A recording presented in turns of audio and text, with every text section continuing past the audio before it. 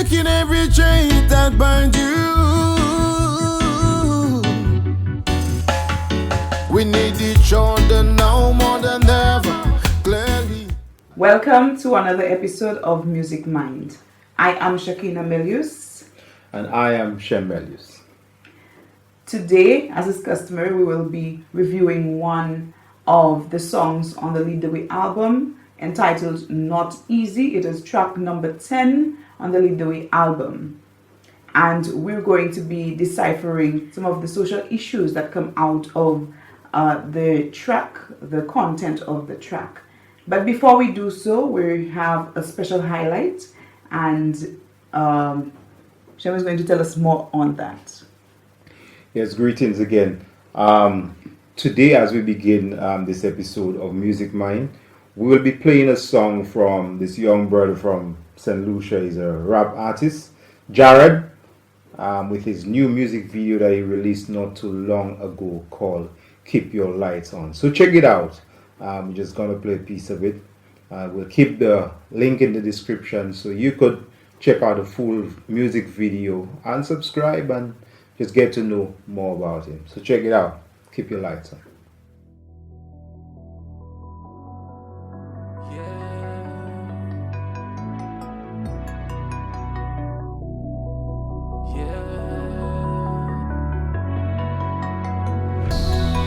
Girl,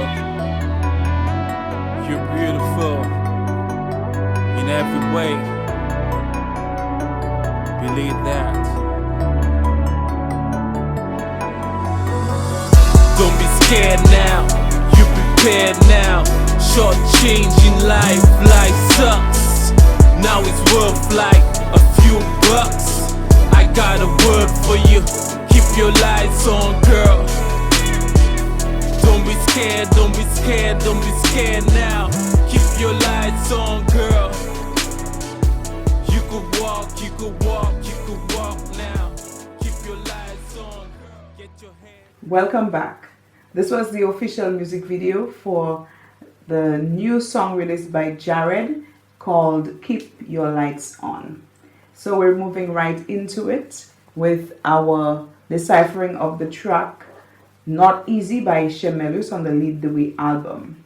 So Shem Meluce, as we begin, I would like to ask, who has been your musical influence over the years? Wow. It's a nice question. I've had many, from the likes of Bob Marley to Peter Tosh, Gramps Morgan, Bonnie Wheeler, Al Green, Marvin Gaye. So the list goes on because Pussy Sledge. So you're talking about various kinds of artists, Tracy Chapman. So I have listened to a whole heap of artists back in the day, and they have influenced my music in some ways, both young and old. All right. Is there anything that stands out that really is similar in all of these artists that captivates you despite the differences that they have? Most definitely. I think the main thing, first of all, would be the lyrical content from which they write, the perspective. So if you listen well, the names of the artists that I would have mentioned are prolific writers. So they write well, they touch issues that we all face as humanity, as always. And again, the execution of the material, vocally, how they integrate the music and the vocals. So all of those things contribute. This is one of the reasons why I would gravitate, as well, maybe even the melody lines, how the tones that they tend to use. So. All right, so we noticed that you have a whole array of musical influences, and you said that in the content they're quite similar in the content and in the message that they seem to send generally. Tell us about Not Easy. What is it about generally, and how did you come to writing the song Not Easy?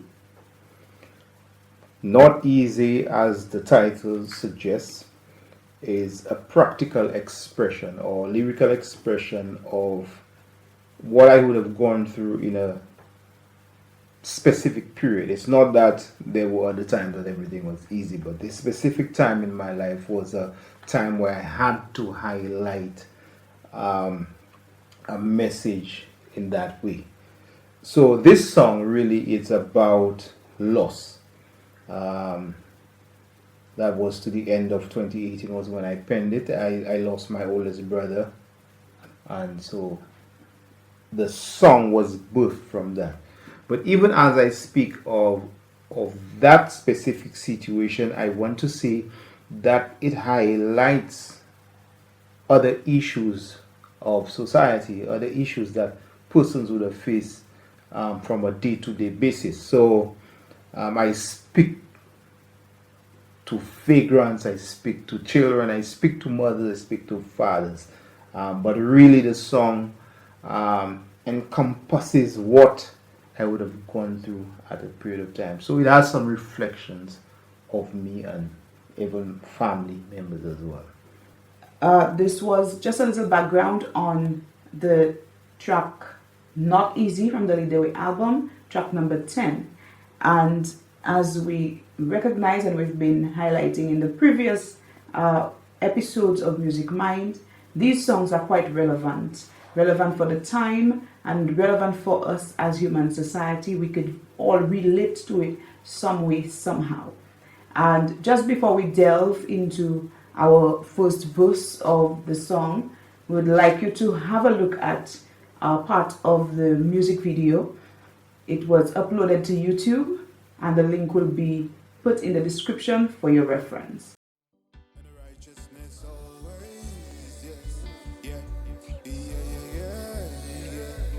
Righteousness always, yeah. Oh yeah. See, oh, I give thanks for the breath of life. Oh, I give thanks for the little that I have, yeah. Giving thanks for the food on my table. So glad I am able. See, oh, as I wake, I look up and I give thanks for life. Praises to the Most High as I forward. I see the sunlight. More praises for life. Yeah, I look around, I see the birds are happy. Sometimes I truly wanna be wealthy, but then I sit down and ask myself why, and will I really use it wisely? You know, I still think about the little child, still think about the vagrants out there. Whoa, whoa, whoa, whoa, who's still giving thanks for life? 'Cause it's not easy. Nothing in life is easy. No, I tell you it's not easy. Yeah. Not easy. You must believe me. So this was Not Easy, track number 10 on the Lead the Way album. As you listen to Not Easy, what comes to your mind? I know it is your song, you wrote it, you sung it, but what comes to your mind? What emotion does it bring out as you listen to it?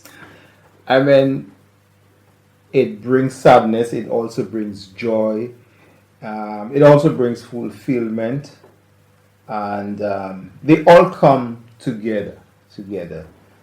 And the reason why it was written because of loss. Mm-hmm. So I would have lost my brother, so there is no way I should be rejoicing in that. Mm-hmm. But I was happy to have written something in honor of him that I could look back, even after I'm gone, persons could go back and say, the song will forever be there.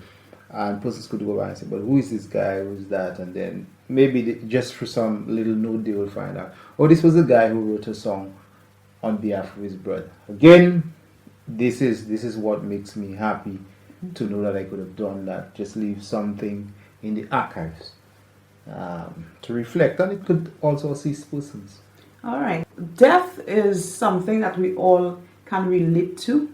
It is a natural process. At the end of life comes death. And I mean, just recently have been just bombarded with news of persons dying, very young people, and death is really no respecter of persons. It does not matter your age, it does not matter your height, your race, your denomination. But how did you deal with that loss? Death is one kind of loss. We'll go into that shortly. But how did you deal with that loss, losing your brother? Okay. Again, like I keep saying, I write from experiences, both from mine and that of others. So writing is sort of therapy for me. Some persons will call it an escape, but it's not an escape. It's really therapy. So I lay out my thoughts. I lay out what I am going through at the moment. And if one listens closely, they could understand where I am coming from. So that was one of my ways of doing that. But let me say that the process of death brings about grief. And grief is the other thing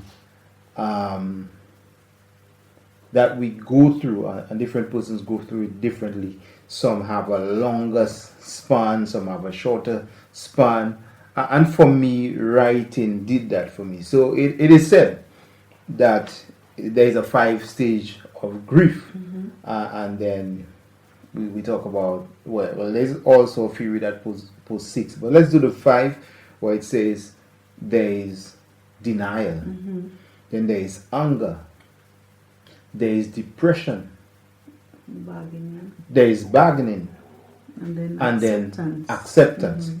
Now it is said that they don't necessarily follow a specific order. They could be relapse, they could be all of those things.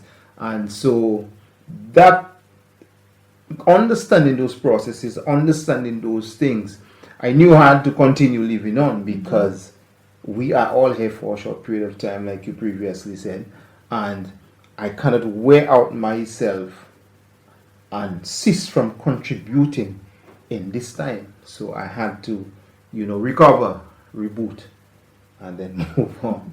Well, we see that with Shem here, his mode of dealing with his loss, the loss of his brother, was through writing, and also motivating himself in such a way to recognize that he has a greater purpose in this life, and trying to move towards fulfillment of that purpose is one of the things that got him out of that period of grief.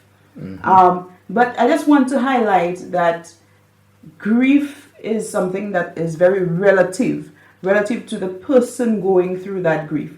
And a lot of the time we have people trying to fast forward grief for others. So someone is mourning, crying, wailing, and they say, but it's time for you to stop crying. It's time for you to stop grieving. But just encourage the individual to grieve the way that they feel comfortable to grieve. Of course, not to do any harmful things to themselves, but to understand that they grieve differently and they grieve within their own time. So you cannot grieve too long, or you cannot grieve too short. Yes. There is no timeline, like you were saying. So for true, I have seen that many times. You have persons getting upset when they see someone still grieving. Oh, it's 6 months, and some persons as short as a few weeks. They want people to stop grieving. You need to shake up yourself and get back to normalcy. And then we have to understand the void. Sometimes we have to understand the significance that certain persons play in the life of others, and why they would feel that way. And I could give you a very good example. So this brother of mine lived in the US. I was actually in the US when that happened. And I went about doing some transactions that was pertaining to things to do with the funeral and all of that. And now he's the type of person who would have, everything I need up there. Yo, Shem, man, that is the place, if you check there, he had an idea of basically everything. And I am going about with another friend of mine, we're just doing some transactions regarding that. And at the moment, I'm saying, what? If I just call this, if I'm saying, if I'm just call him, I would be able to get an opinion of something. Then I'm realizing that I'm actually doing it because he's not there. So I am trying to find out something, some information because he's not there, yet seeing that he would have been significant to help his own self there. So it shook me up a little bit because I'm like, wow, so this is a big loss because of the impact that he would have had because of his vast knowledge of a lot of things. So this is how we go through what we call grief. Yes, so everybody grieves differently. One thing I realize in our culture, especially in St. Lucia, we congregate, is what we call the wake. We congregate in the immediate time after the death, and we find that soon after the burial, that dwindles, that congregation dwindles and dwindles until nobody comes to visit. And I think we don't recognize that in the hype of the moment, in the initial time just after the death, we do need some congregation, we do need support, but we also must remember that when everything dies out, it does not die out for the person who has felt that loss closely. As a matter of fact, this is the time when it is mostly needed because so you hear a lot of persons within the islands, and more specific to here, persons say I would like to mourn in private, especially when it happens just recent, it's immediate. So persons want to mourn alone. After that loved one is gone, and that's the grieving. Grieving is a process. It's not just a one-time thing like you get a knock and that's okay. You get a knock, one-time knock, but the pain lingers on, and so this is what grieving is like. Hence the reason why persons need to lend the support even after the funeral. And but I think we have a significant attachment to the part of the joyous celebration, which is part of our African heritage. The celebration when one dies. So the celebration teaches that you are now in a better place. So you are to rejoice with the individual because they have gone to a better place. Now, let me also add, while this is part of our African culture, it is also part of the biblical Christian culture, where the scripture says to be absent from the body is to be present with the Lord.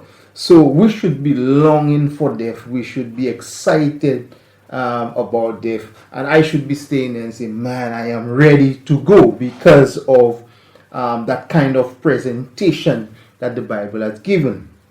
And you look into even ancient movies like Gladiators and those guys, when you look at back in Rome what used to happen, those guys speak of the afterlife with great joy, with great admiration. Like they will, if they didn't solve a problem here, they know for sure in the afterlife that will be taken care of. So there is no fear of death. And so now we ask the questions, and we could pose that even to our Christian brothers, those who believe in the hold of faith. How comfortable are you to die now? People talk about I have not lived yet and all of those kinds of things. We cry for a teenager who dies young. We cry for a 23-year-old. I'm not talking about unjustly dying, murders and things like that, but we're talking about death. Are we ready? Do we understand that it's a graduation, or we just lost the good life, maybe a party and all that thing? Where are we when it comes to death and our peace when it comes to that? Well, that is a question to think about, to meditate upon. Where are we when it comes to death? Are we ready for death? Why aren't we ready if we are not ready? And why are we ready if we are indeed ready? What can we do to become ready for that life after death? For that existence after our earthly existence has been consumed? Again, we go back to the Bible. The Bible says something like life is a vehicle. So you hear persons make similar quotes. Wow, gone too soon, this, that. It just shows life is just a vehicle. And I remember I share my experience like this with persons from time to time. A few years ago, when I was a little younger, I went to Youth with a Mission, which is a missionary-based school over in Grenada, and we went on to the motherland to do some ministry out there. Great experience. I believe everyone should find some time to share the message of truth out there in the world. So some years ago, what was happening is, as you go to this school, what there's a lot that you have to do. One of the significant things about it is that you have to sign a death certificate. Should, in case you die in a foreign land where it's not possible to bring your body back home, you sign to agree that you could be buried wherever that is. I did that. And I'm not even sure if anyone really knew that, like my parents or anything, because that's a big thing to do. Persons like to see your body to have closure and cry well and do those kinds of things. But it brought me to the point where I was like fearless of death, and going through the process as you renew your belief, you refine your belief, you get sure about the things that you know, believing and knowing and having experience and having experience about everything. You are confident. You are confident that when you die, you have lost nothing, but as a matter of fact, graduated and have no fear. So this is a place that everyone should aspire to be, especially if you are a believer, and there should be no fear of death. All right, so definitely no fear of death. But as we speak about death, we're going to go into the first verse of Not Easy. We have not even started. Yes. But the very first verse, in spite of all what we're saying about death and being ready for death and embracing death when it comes and being able to mourn properly, the first line of the song says, "Oh, I give thanks for the breath of life." Even while we're encouraging embracing death and not fearing death and being prepared for it, how can these two coincide? How can these two remain parallel? Giving thanks for the breath of life and still being okay for death to come. Exactly. Having life is what allows me to be able to speak of death as strongly as I speak of it now. Having life is what could help me encourage someone to be a better individual to influence another. So having life grants me a lot to bestow upon another. So that is why I give thanks for life, because again, we have to understand the reality of death has an impact on us all. And so me and you waking up today grants our family a nice peace of mind that my mom could call, your mom could call and say, our parents could call and say, "Hey, how are you all doing today?" That's a peace of mind that they have, as opposed to somebody else who didn't wake up this morning. There is a burden on someone. Just yesterday I spoke to her, and so you have all of those things going on. So we understand the emotion that comes with it. So now, giving thanks for breath of life is a big thing, but a lot of persons don't even see that. Some persons complain about the fact that they lost their car. Some persons complain about the fact that just trivial things, they lost a pen, $10 or something like that. Breath of life is big, but to the one who does not have a loaf of bread, the end of a bread is so much to you who don't have any. If someone just say, hey, I have a piece of bread, do you want it? And you have nothing to eat. So having the little is just as powerful as having a lot.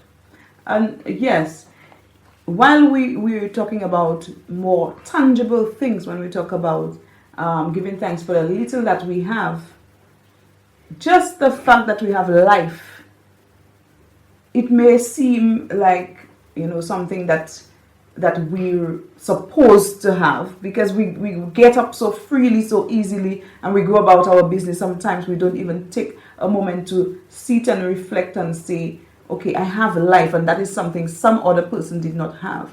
And that is some small thing that I can give thanks for, although having life is a great thing because it enables you to accomplish every single thing that you desire to accomplish in this life. Without life, you cannot eat. Without life, you cannot work. Without life, you cannot accumulate wealth.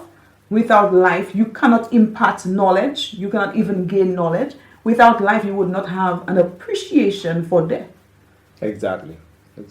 All right. So we're moving along. And you said, giving thanks for the food on my table, and thank God I am able.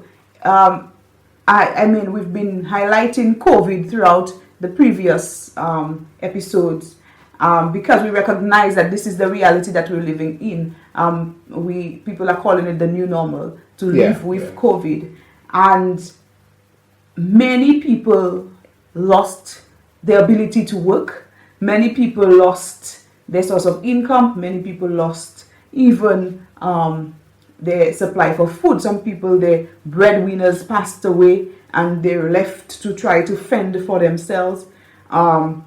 So giving thanks for the food on your table is a big thing, even though we might not, we may take it for granted that we have food this morning, that we have eaten something, no matter how small or big, or whatever the case might be. As we speak of giving thanks to the food on my table, so glad I am able.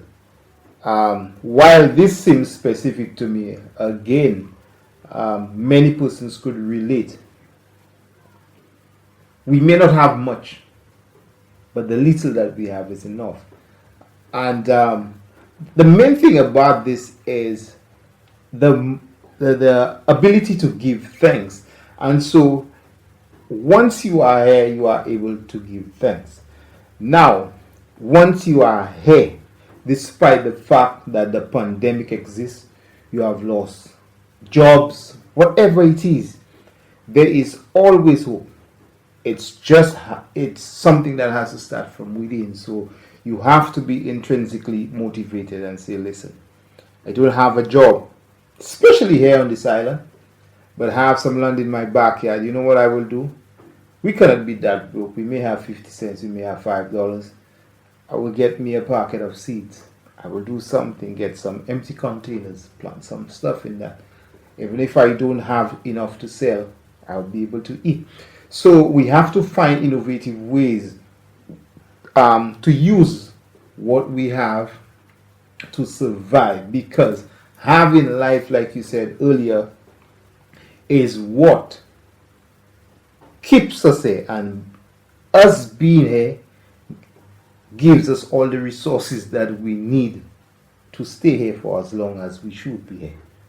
All right, and I mean, even during this time where we've lost so much hope in terms of having employment for some, and in terms of sourcing funds for feeding our children, I'd like to encourage us. It is very easy for us to say we're dependent on the government to make provision for certain things, and for us specifically in St. Lucia, where we have a great dependency on tourism, which has failed us tremendously. The encouragement is for us to take an opportunity to build something for ourselves. For example, we need to eat. Everybody has access, well, most people, if not all, have access to a little bit of land. It could be the smallest portion of land. Plant something.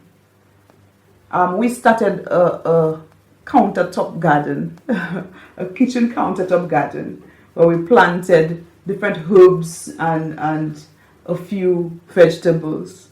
These are very simple things we may take for granted, but when you have planted one seed of cucumber, you have a whole vine of cucumbers coming along, and that for sure gives you food, and it gives you an opportunity not to spend the little that you have.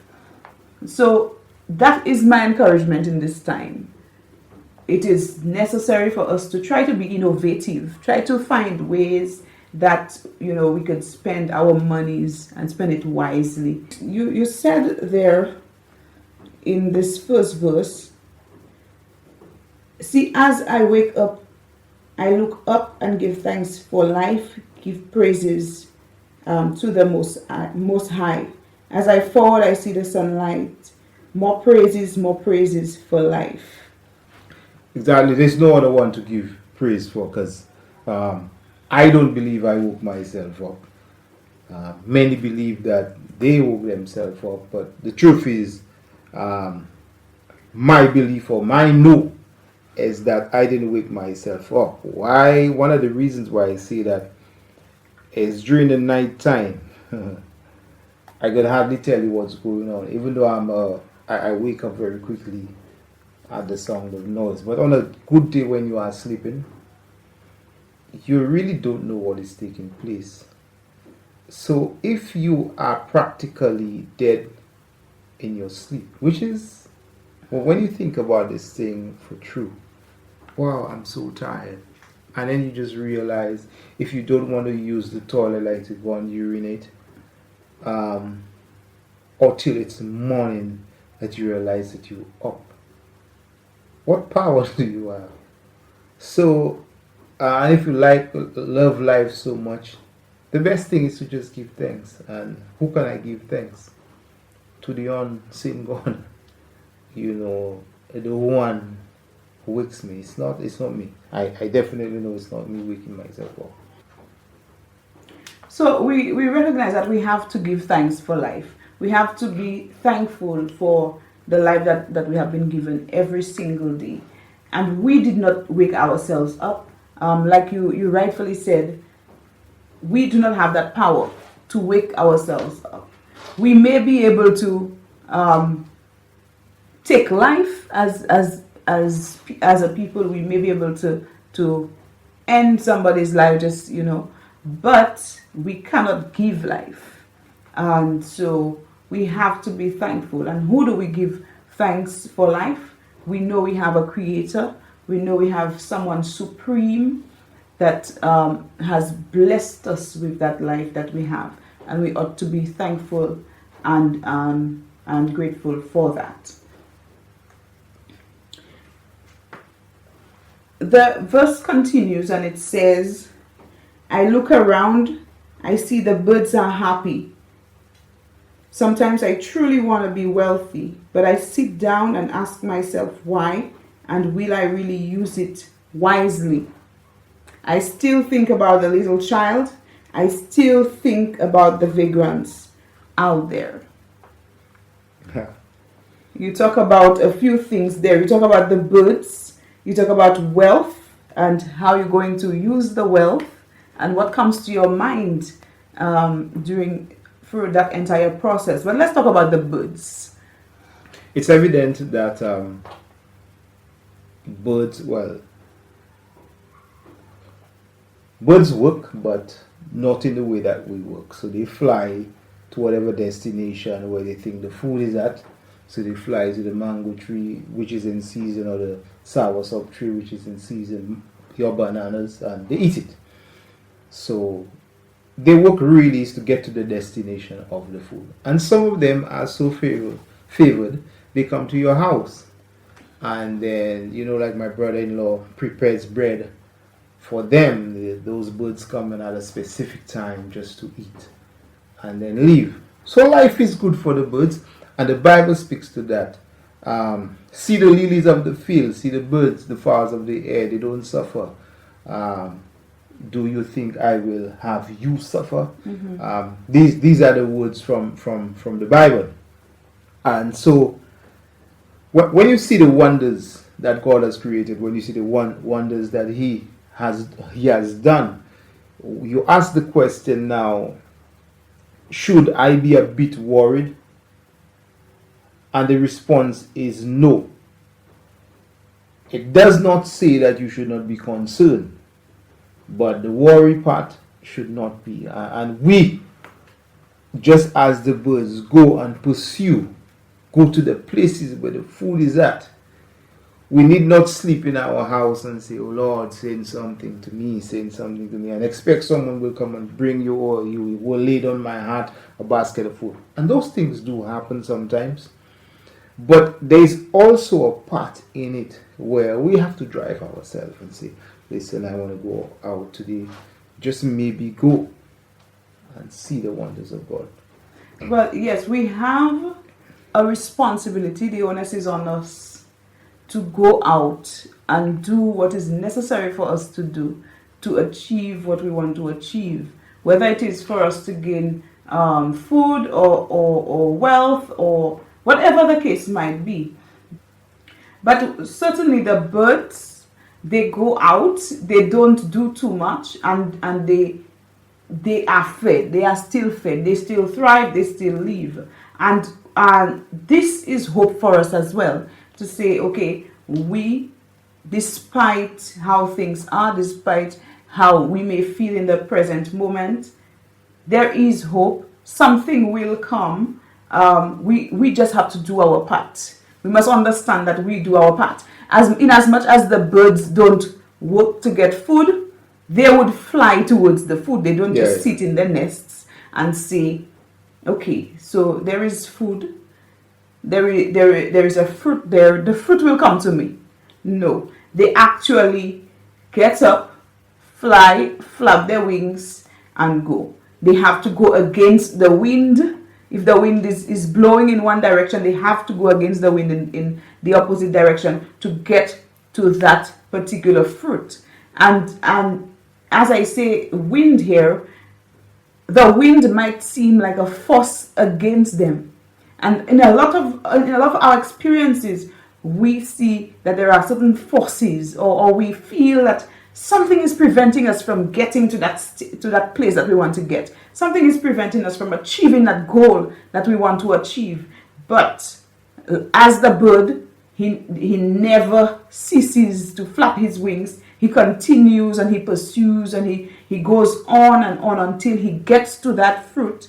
We too must take a little note from the bird and say, okay, I'm not going to stop at here. I may fall, I may feel the tension, I may feel a little chill, but I will continue to strive towards what I desire to achieve. Right.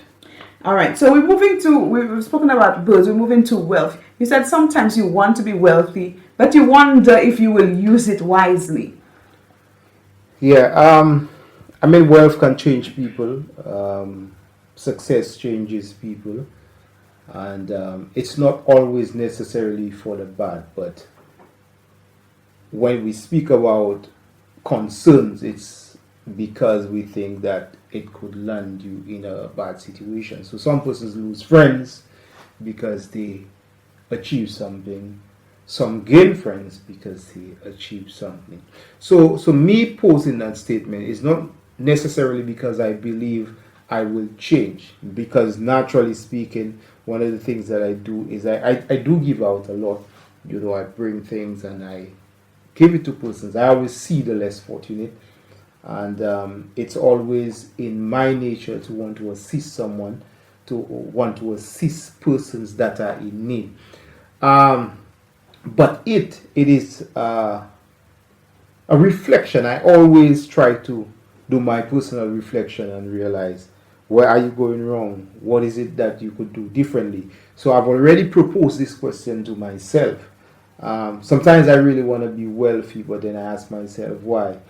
Will my mandate change if I were to have a lot, or would it remain the same?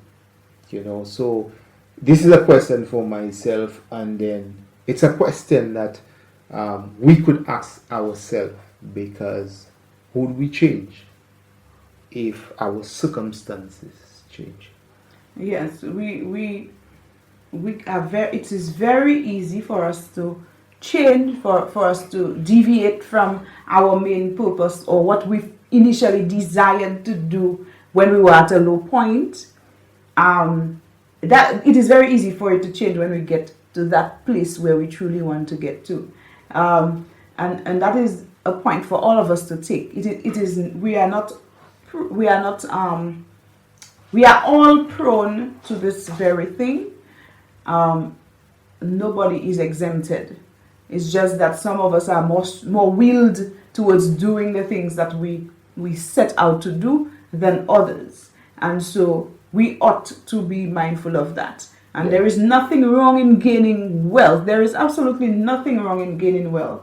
The issue is, how do we use it, and how do we allow this wealth to influence our lives? Yes.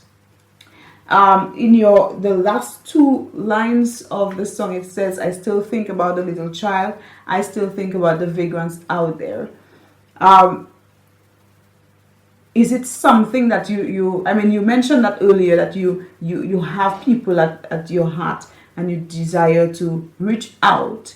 Is it something that you are planning to do? Is there something with respect to the vagrants and unfortunate children that you have at your core? Again, we're speaking about the most vulnerable. So persons who are vulnerable really needs to be appreciated or looked after. So a child is vulnerable, especially a child who does not have the bearing of their parents, bearing of anyone else. Those persons need guidance, mentorship, and whatever it is they actually need for survival. So this is one of the reasons why I speak to that. I still think about the little child. The vagrant, of course, most definitely, who's still giving thanks for life, because this still has a little line to the end of it. Because again, the beginning of the song says, "Oh, I give thanks for the breath of life," and it ends with, "Still think about the vagrant out there who's still giving thanks for life." And why I'm saying that is, we have a rise in suicide and persons who just want to kill themselves. That is one thing. And persons who take the opportunity to kill others. But you have those persons who are not even in a proper caste in society. They are at the bottom. Yet they get up, they give thanks. They want to survive, and some of them, you see them in bins, and some persons turn their head away and do all of those kinds of things. Why are they doing that? They are pursuing, they are pushing to survive. Mm-hmm. They want to remain, they want to stay. When you listen to some of them, you listen to the stories where they came from. Some will give you reasons why they are there, some fault of theirs. Others would also tell you this was done to them, certain persons affected them, and so this is the end result. Mm-hmm. They are there being treated unfairly. So again, we look at the vagrants, they are surviving. They want to survive, and they give thanks for that. All right, so we've been discussing track number 10, the first verse of Not Easy. That is track number 10 on the Lead the Way album. And we've spoken about a few things. But before I close, I just want to highlight something about vagrants that I realized. I've been seeing a few videos, going out, and you see those people are very giving people, despite their shortcomings, despite their unfortunate situation. They seem to be very forward in giving from the little that they have. They seem to be very thankful for the place that they're in. And in some situations, Their circumstances, some of them were veterans, some of them were married, came from wealthy families, and in a spur of the moment, just a small change, divorce, or a very small change, and their situation just turns around. And even outside of all of those, they are able to give thanks. And we all should be able to take a note from that and give thanks despite our circumstance. Not to remain in our situation if we have the ability to change it, but to be thankful no matter what. This is what we're going to leave you with today, and we're saying continue to give thanks. Give thanks for life. Give thanks for the little that you have. Give thanks for the food on the table. Give thanks that you are able to see, you are able to walk, you are able to breathe. Give thanks. Just as the bird continue to strive and press through, but continue to give thanks nonetheless. So we've been watching Muziq Mind, and on our next episode we're going to be reviewing the song by Jared, Keep Your Lights On. Be sure to check out his music video. It's right there on YouTube. Check out the link in the description below. Also check out Not Easy. The video is there. Like, subscribe, share it with your friends. May it be an inspiration to you as time goes by. Thank you so much, and remain blessed. I love you, black woman. I won't hurt you, never desert you. I'll be there for you. My strong black woman. I won't hurt you, never desert you. I'll be there for you. I love you, black woman.